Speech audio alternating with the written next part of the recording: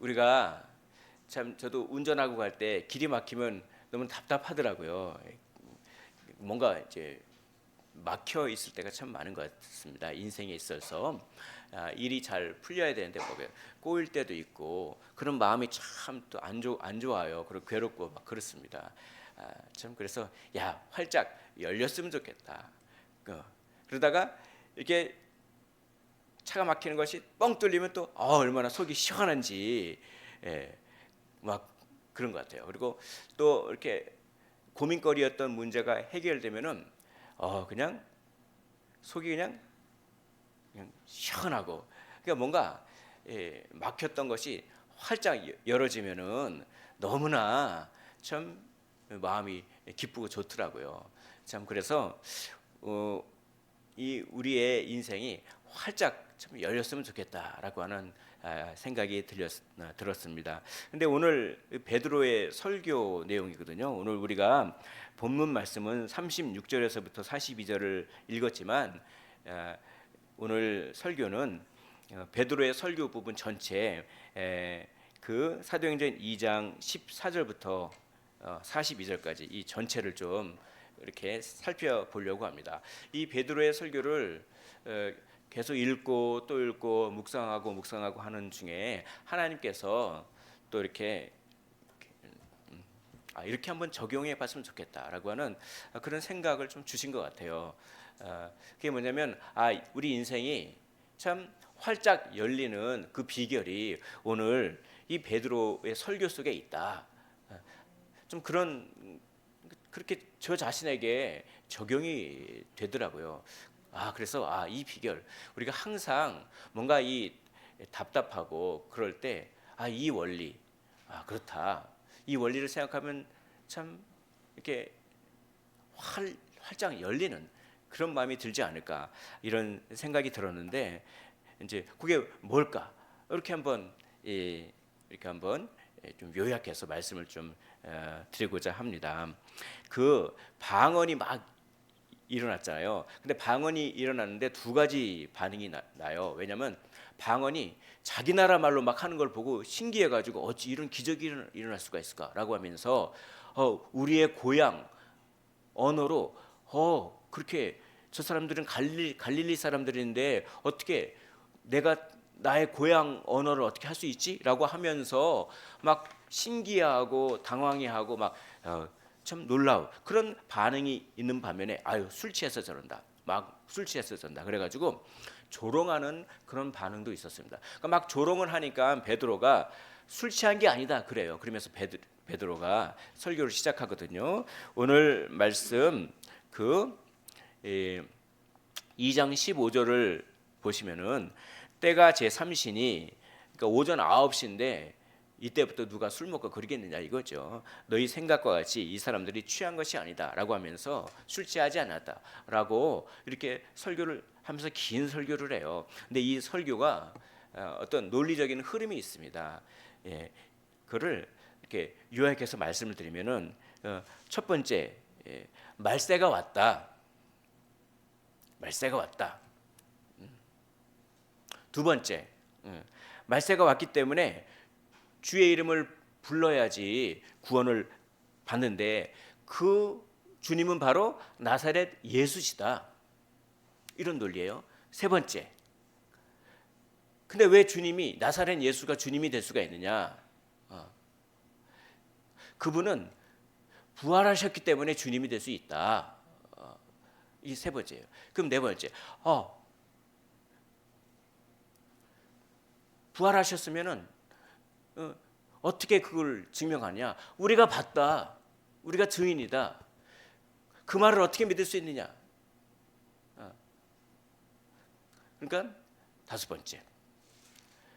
바로 그분은 부활하셔서 저 하늘 위로 올라가셨는데 하늘 위로 올라가셔서 성령을 받아서 우리에게 부어준다. 그래서 성령을 받아 부어줘서 지금 뭐가 일어나고 있느냐? 방언이 일어난다. 근데 방언이 일어나는 그거를 너희도 보지 않았느냐? 그러므로 그분은 부활한 것이 맞고 그분은 승천해서 하나님의 보좌 우편에 앉아 계신 분이 맞다. 그러므로 그분은 주님이시다. 이런 논리예요. 그런 다음에 궁극적으로 이걸 말씀하려고 하는 거죠. 그분이 주님이신데, 그리고 그분이 그리스도이신데 너희들은 그분을 십자가에 못 박았다. 그러므로 너희들이 그분을 십자가에 못 박은 일은 하나님을 대적한 일이다. 그걸 얘기하고 싶은 거예요. 그것이 오늘 우리가 읽은 36절의 말씀입니다. 36절을 제가 읽어보도록 하겠습니다. 그런즉 이스라엘 온 집은 확실히 알지니 확실히 알아라.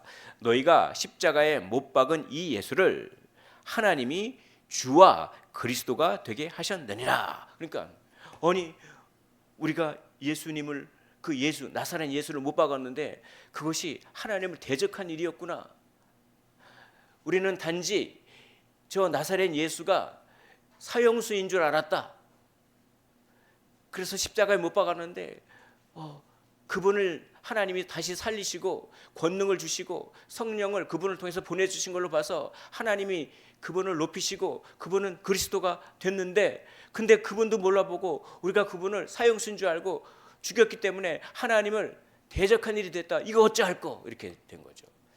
그 베드로의 설교가 굉장히 논리가 탄탄한 겁니다. 이렇게.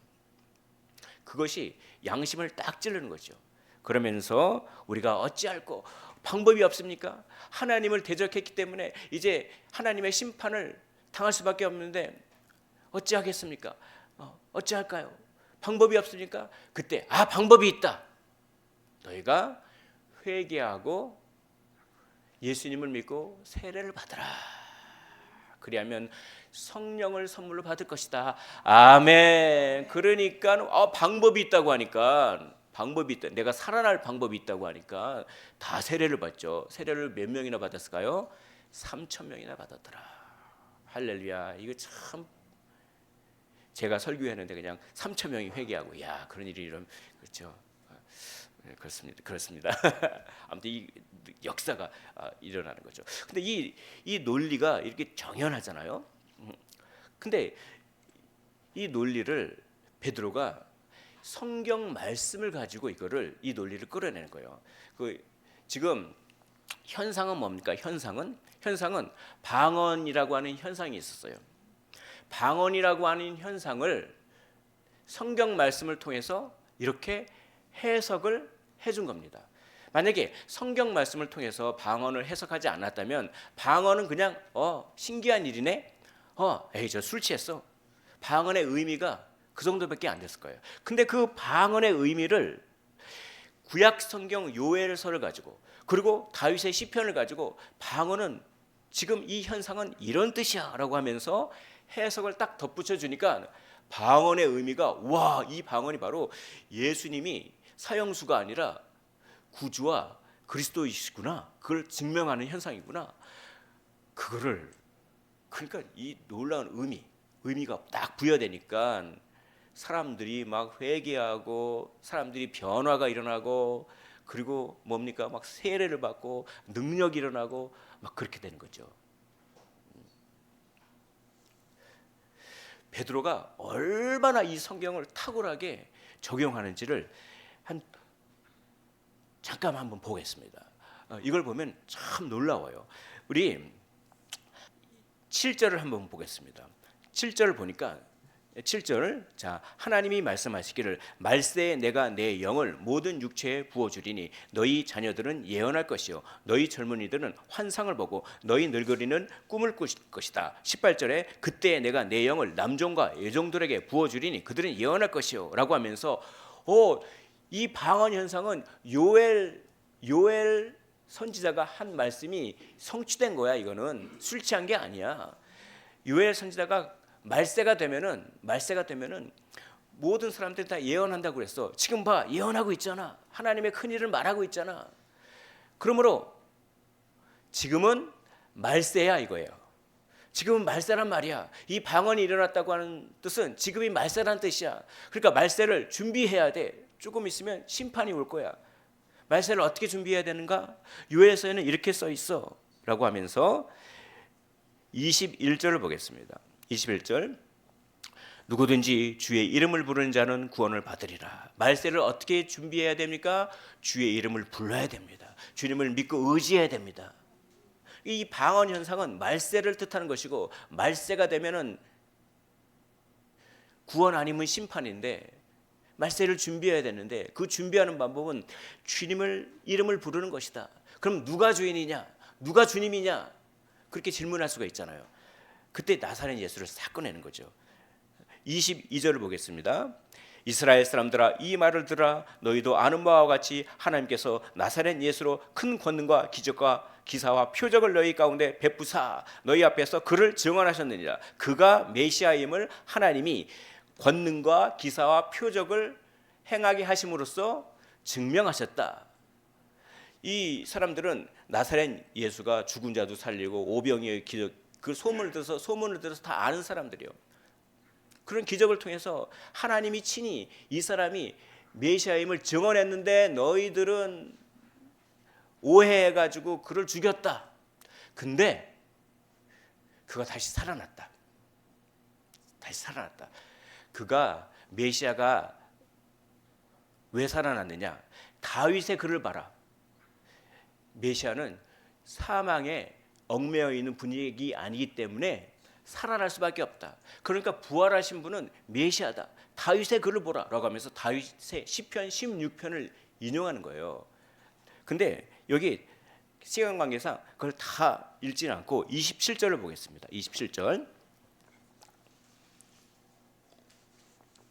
27절을 보면은, 자, 우리 화면을 보면서 혹시 성경을 보면서 27절을 한 목소리로 한번 읽어보도록 하겠습니다. 시작. 이는 내 영혼을 음부에 버리지 아니하시며 주의 거룩한 자로 썩음을 당하지 않게 하실 것이미로다. 아멘. 이게 다윗이 지은 시거든요. 다윗이 지은 시인데 여기 보십시오. 27절에 이는 내 영혼을 할 때 이 내는 누굴까요? 자, 다윗이 지은 시인데 내 영혼을 음부에 버리지 아니하시며 주의 거룩한 자로 썩음을 당하지 않게 하실 것입니다 할 때 이 나는 누굴까요? 다윗일까요? 다윗일까요? 근데 다윗은 죽었잖아요. 여기 보십시오. 29절 보겠습니다. 29절.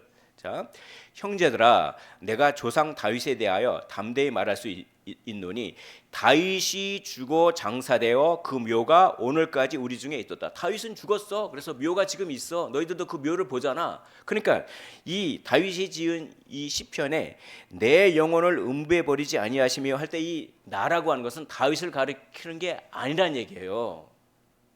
그건 누구를 가리킵니까? 다윗이 성령을 받아서 뭔가 좀 희미하게나마 메시아를 자기도 모르게 성령을 받아서 메시아를 예언하고 있는 거예요. 다윗은 선지자라 그랬잖아요. 그래서 30절 보겠습니다. 그는 선지자라 하나님이 이미 맹세하사 그 자손 중에서 다윗의 자손 중에서 한 사람을 그 위에 다윗 위에 앉게 하리라 라고 하는 거죠. 그러면서 성령 충만함으로 자기도 모르게 성령 충만한 가운데 그 예수님을 예언한 겁니다.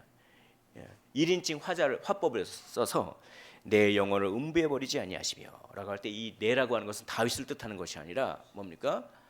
예수 이름을 뜻한 거예요. 근데 이 시편 16절을 베드로가 이렇게 해석할 수 있었다는 겁니다. 이건 놀라운 능력이죠. 베드로는 부활하신 주님으로부터 이 해석 방법을 배웠을 거예요. 이 사도행전 1장에 보면은 예수님께서 부활하신 다음에 빠이빠이 바로 간 게 아니라 부활하신 다음에 40일 동안 제자들과 함께 있었다고 기록하고 있어요. 그 40일 동안 뭐 하셨을까요? 성경을 가르치셨어요. 아마 그랬을 겁니다. 왜냐하면 엠마오 마을로 가는 누가복음에 보면 엠마오 마을로 가는 두 제자들에게 예수님이 뭘 가르치죠? 구약 성경을 풀어서 가르쳤어요. 구약 성경을 너희들은 잘못 지금 해석하고 있다. 좀 불완전하게 해석하고 있다. 구약 성경을 온전히 해석하는 것은 구약 성경을 그리스도의 빛으로 해석해야 된다라고 하면서 모세와 선지자의 글을 다 자기에 관한 것으로, 그러니까 그리스도 중심적인 해석 방법을 가르쳐 주셨어요. 그러자 막 감동하잖아요. 아마 똑같이 베드로나 제자들에게 구약 성경은 다 나사렛 예수를 예표하는 것이다. 그 관점으로 성경을 이렇게 해석하는 방법을 아마 배웠을 겁니다. 그리고 나서 성령 충만을 받았어요. 그렇죠? 베드로가 방언하고 성령 충만을 받으니까 뭡니까? 그 말씀을, 이것이 중요해요. 그 말씀, 내가 알았던 그 말씀을 이 상황에 적용해야겠구나라고 하는 것을 성령께서 가르쳐 주세요. 요엘서의 말씀을 방언 현상에다가 딱 연결시켜야겠다라고 누가 가르쳐 주십니까? 성령이 가르쳐 주신 것입니다. 이것은 대단한 거예요.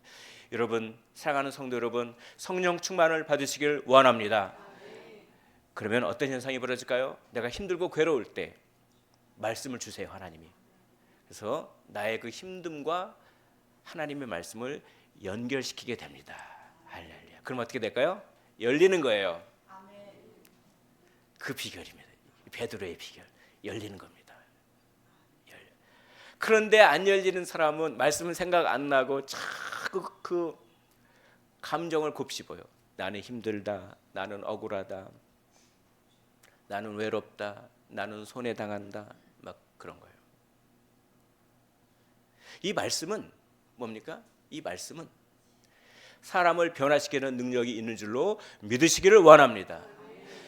우리는 나는 안 변해 라고 하는 마귀의 속임수를 그냥 무비판적으로 받아들일 때가 있어요. 아니요, 하나님의 말씀은 나 같은 연약한 자도 변화시킬 수 있습니다. 한번 따라해 보겠습니다. 나는 거룩하게 변할 수 있다. 변할 수 있다. 아멘. 나는 변할 수 있습니다.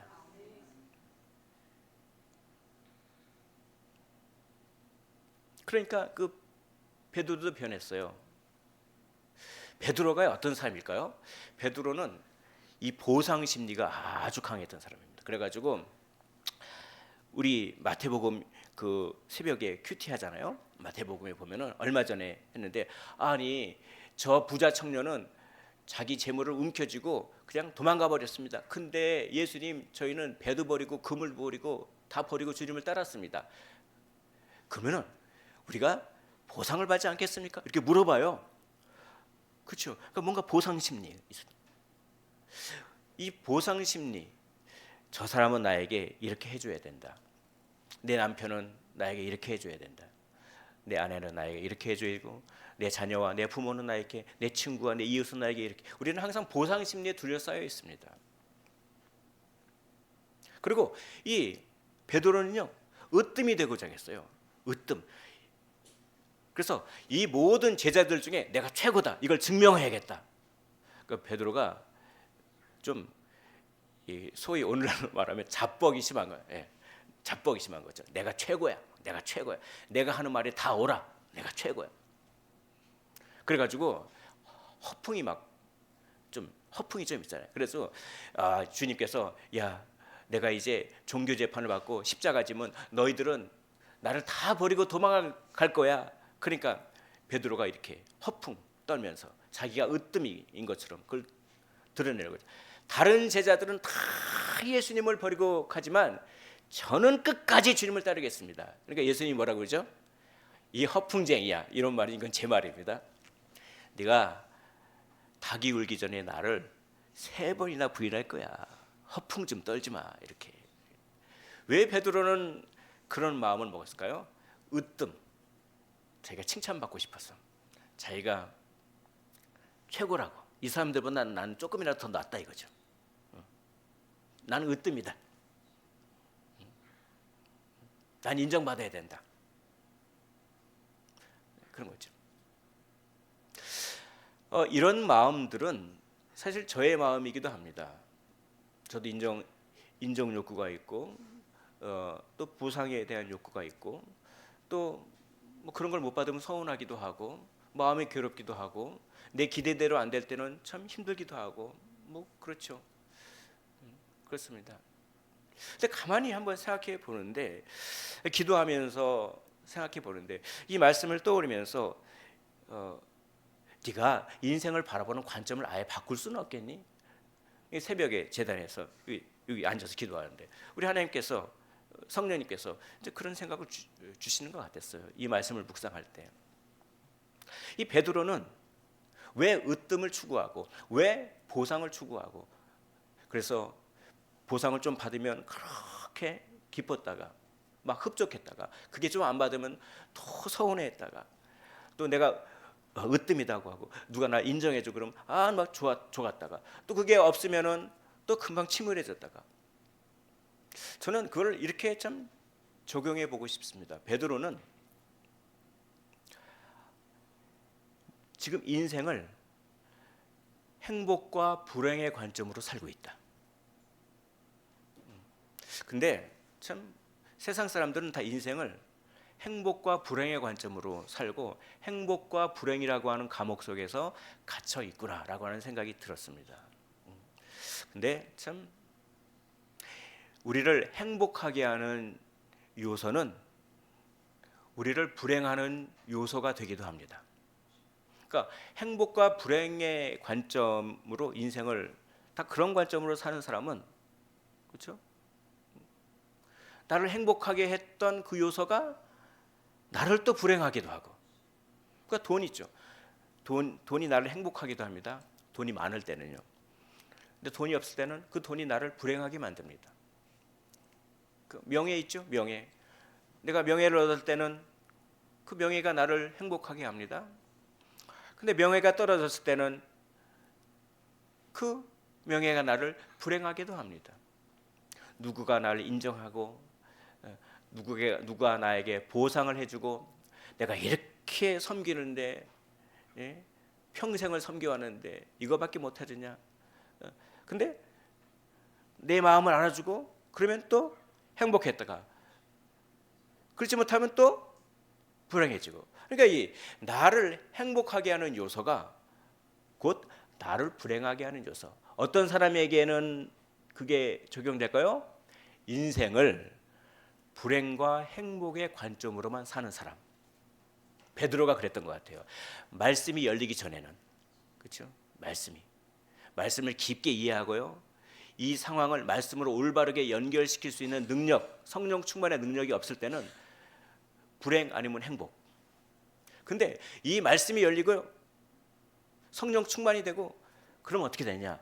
이제 이 인생을 바라보는 관점이 바뀌는 거예요.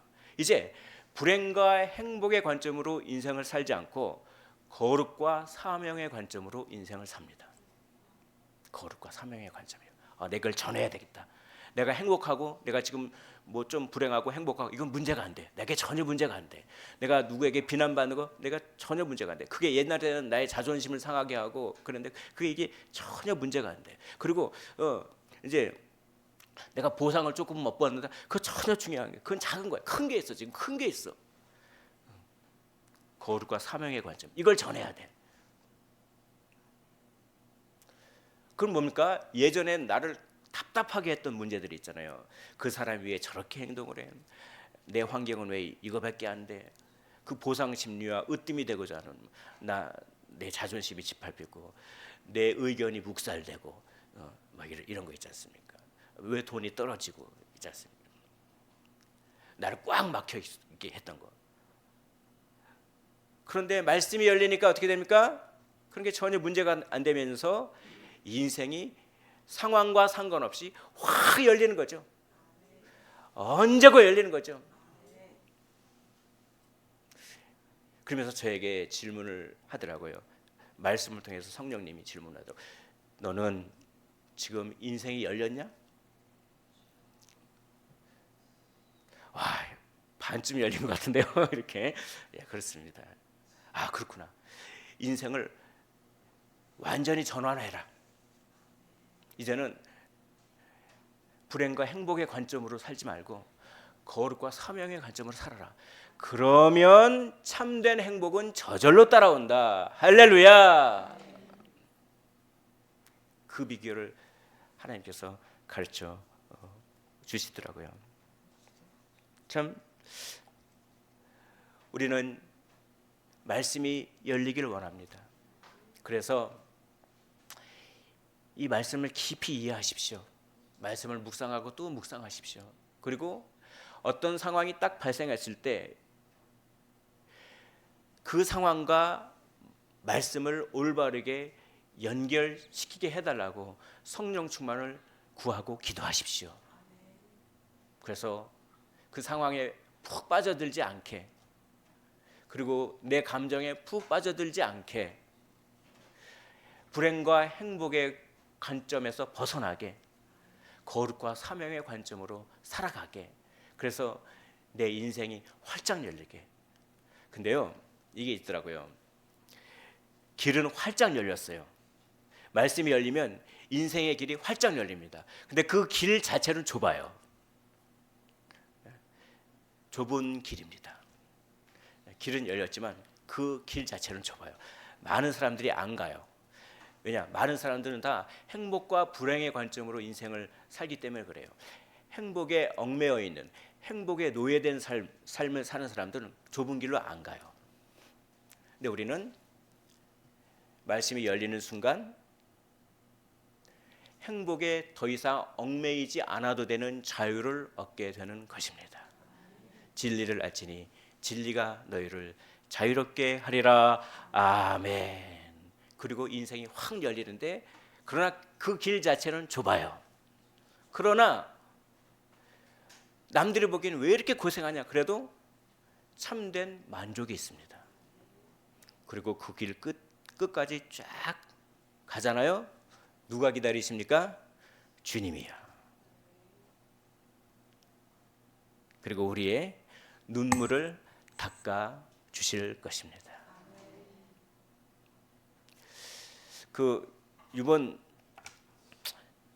저번 주에 이제 시찰회가 있어가지고 시찰, 오래간만에 우리 시찰 목사님 만났는데, 좀 연세가 좀 지긋하신 분들도 이번에 좀 몇 분 오셨는데, 이제 은퇴하셨다가 원로 목사님이 이렇게 오셔가지고 또 오랜만에 오셨고, 또 이제 은퇴를 한 1, 2년 남겨두신 분들, 그 목사님, 또 선배 목사님 오셨고, 이제 이런저런 얘기를 나누는데, 이제 저보고 이렇게 목사님은 또 젊으니까 이렇게 열심히 목회하시고, 근데 또 이 은퇴 이후도 조금은 준비해두라고 그렇게 말씀하시더라고요. 저는 이제 그거 전혀 생각 안 하고 있었거든요. 근데 가만히 생각해 보니까 진짜 그런 것 같아요. 그런 거 좀 그렇게 준비하는 게 비성경적이지 않다. 그래서 그렇게. 그래서 나는 어떻게 노후를 준비할 것인가, 무슨 연금 어쩌고 뭐 거의 뭐 없거든요. 거의 노후 준비가 안 돼 있더라고요. 거의 안 돼 있습니다. 그래서 그래도 허리띠를 한번 더 졸라매고 한번 최대 한번 준비를 해보자, 뭐 이런 생각은 품긴 품었는데, 뭐 그렇게 쉽지는 않죠, 물론. 그러면서 이제 갑자기 이런 생각이 들더라고요. 야, 내가 노후는 거의 많이 준비를 못했지만, 그러나 나는 사후는 준비를 잘했구나 라는 생각이 들었어요. 사후는. 왜냐? 저는 이제까지 제 인생 중에 제일 잘한 게 한 가지 있습니다. 그것은 예수를 믿는 것. 예수를 믿는 것. 그러면서 또 이 옛날 그 직장 생활할 때 상무님이 그 십몇 년 됐어요. 이런 말을 했어요.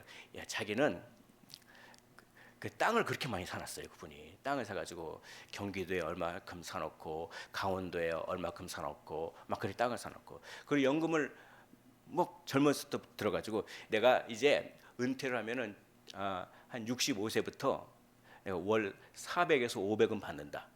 그리고 땅도 있다. 막 그러면서 자기 노후를 그렇게 해놨다 이거예요. 그래서 그걸 막 엄청 자랑하더라고. 그게 또 떠올랐어요. 이게 십몇 년 전이니까 지금은 거의 한 70 가까이 되셨을 것 같아요. 그 상무님이. 어떻게 지내는지 모르겠네요. 근데 그분은 예수를 안 믿어요. 그래가지고 노후는 잘 이렇게 준비돼가지고, 그러나 결국은 죽잖아요. 그래서 사후 준비, 그렇죠. 그거는 예수님을 믿고 말씀을 붙잡고 말씀이 확 열리는 거죠. 그리고 그게 좁은 길일지라도 그 길로 가는 거죠. 그게 사후 준비잖아요. 그러면 그 길 끝에는 예수님이 계시는 거죠. 그런 생각이 참 들었습니다. 물론 우리가 최선을 다해서 준비할 건 준비를 해야 되지만, 그러나 진짜 가장 중요한 준비는 예수 믿고 구원받아 천국을 누리는 그 준비, 그거인 것 같습니다. 그거인 것 같아요. 그러면서 또 위로를 좀 하나님께서 주시더라고요. 참 순간순간 실망하고 낙심하고 염려하고, 또 우리가 왠지 모를 불안함이 있고 공허함이 있고 뭐 그런 거는 다 인생을 행복과 불행의 관점으로만 살기 때문에 나타나는 현상이다라고 주님께서 좀 깨닫게 하셨습니다. 그리고 오늘 베드로가 완전히 바뀌었듯이, 그리고 그 말씀을 들었던, 베드로의 설교를 들었던 사람들이 완전히 바뀌었듯이 우리도 말씀이 열리길 원합니다. 그래서 이제 인생을 행복과 불행의 관점으로만 사는 것이 아니라 그 관점을 다 배설물처럼 버리고 거룩과 사명의 관점으로 살 때 우리의 마음은 흔들리지 않게 되고 주님이 주시는 평안과 기쁨과 안식이 넘쳐나고, 그리고 어둠은 사라지고 환한 빛이 열리며, 그리고 그 좁은 길 끝에 주님께서 기다려 주시고 우리의 눈물을 닦아 주시고 우리는 영생 복락을 하게 된다라고 하는 이 소망을 붙드시고, 그리고 말씀을 묵상하시고 말씀이 열리게 해달라고 기도하시고 상황에 지배당하지 말게 하시고 행복에 지배당하지 말게 하시고 성령에 지배당하게 하옵소서라고 하는 마음으로 우리 정말 한 주간을, 아니 우리 인생을 살아가시기를 주님의 이름으로 축복합니다.